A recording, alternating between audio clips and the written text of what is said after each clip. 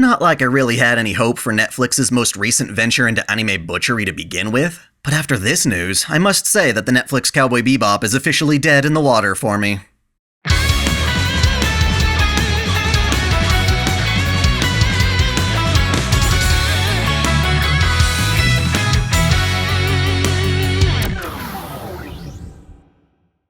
Welcome back to OtakuDaiKun. Sadly, I come bearing bad news.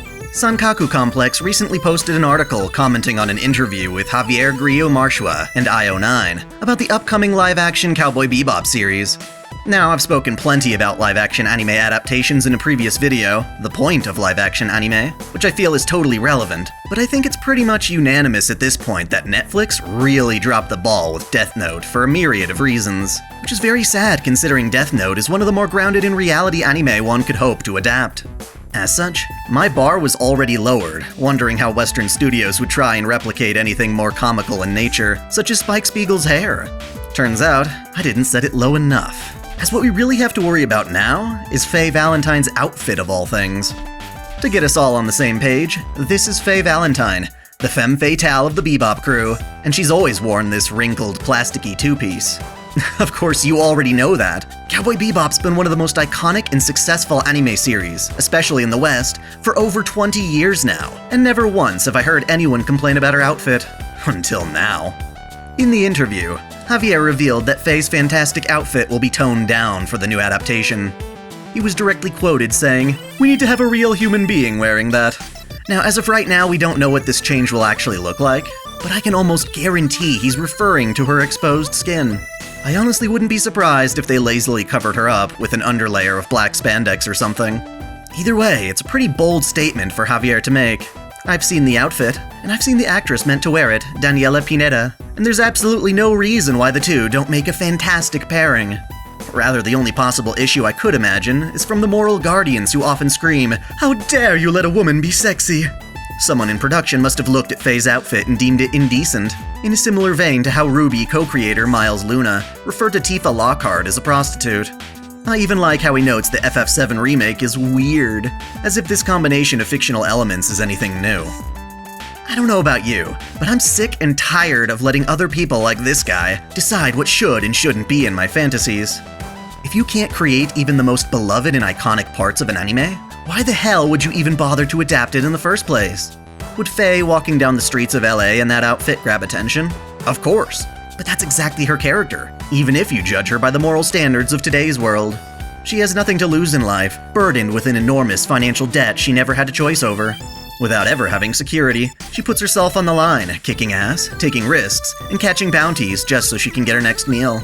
She has no reservations about the way she dresses, instead using it as an asset to allure or distract lustful men.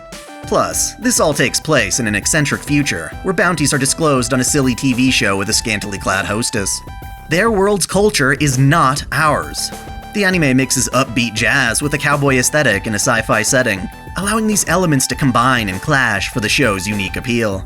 Given all the craziness that ensues, it's selectively ignorant to exclude Faye's outfit on those grounds alone. I hate to say it, but this whole thing's got social justice written all over it.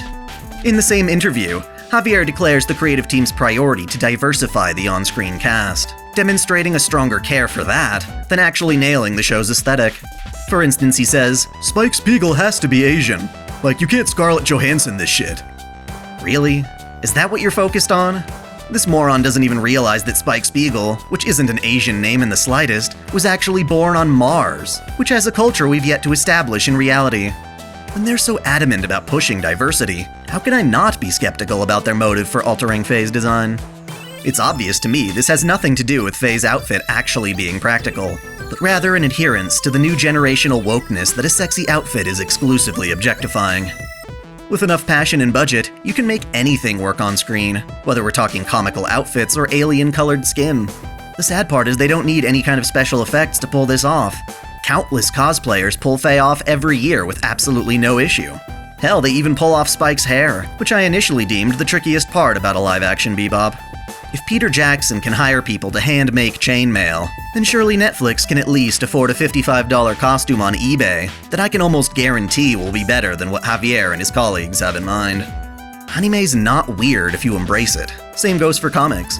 For some reason, people keep insisting that outfits need to change to fit reality, but that's a fallacy.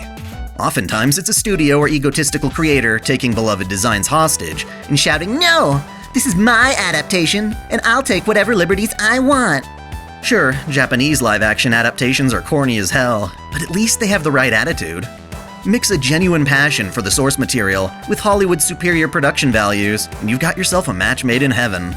Instead, iconic designs are chewed up by multiple executives and auteurs who think they know better, which is why we wind up with original takes that nobody asked for. Who here wants to watch Javier's Cowboy Bebop fanfiction if he fundamentally disagrees with critical elements of the original? It's ironic then that cosplayers, who actually reserve the creative liberty to express themselves through a character, wind up being more authentic much of the time. That said, I'll concede that perhaps the altered outfit will be just as revealing, and the modifications aren't anything more than what cosplayers do to keep their clothes from slipping off or something. Still, I have no personal confidence, considering how Javier brushes the issue under the table with a throwaway line. Lastly, I have to comment on the interview's final statement. "We come at this as fans. We love genre, we love science fiction, and we love Cowboy Bebop." Let's face it, you don't love Cowboy Bebop. You love Bebop's popularity, and how you can abuse it to look progressive and succeed on the backs of better creators. If you actually care about the show, keep Faye's outfit, and follow the example of our fandom's wonderful cosplayers. Ultimately though, this is a discussion, and I hope to encourage all of you to tell me your opinions. Are you excited for Netflix's Bebop, or do you take this as a bad omen? Thanks for watching! If you enjoy this channel, help me beat the algorithm by liking, commenting, and sharing the video, subscribing to OtakuDaiKun, and, most of all, smashing that notification bell so you don't miss out on all of my anime discussion, lore, or Let's Play content. If you want to support me directly, there are now 3 ways that all provide the same benefits. You can click Join here on YouTube, or join Patreon or Subscribestar for access to exclusive vids and early access. As always, celebrate your fandom!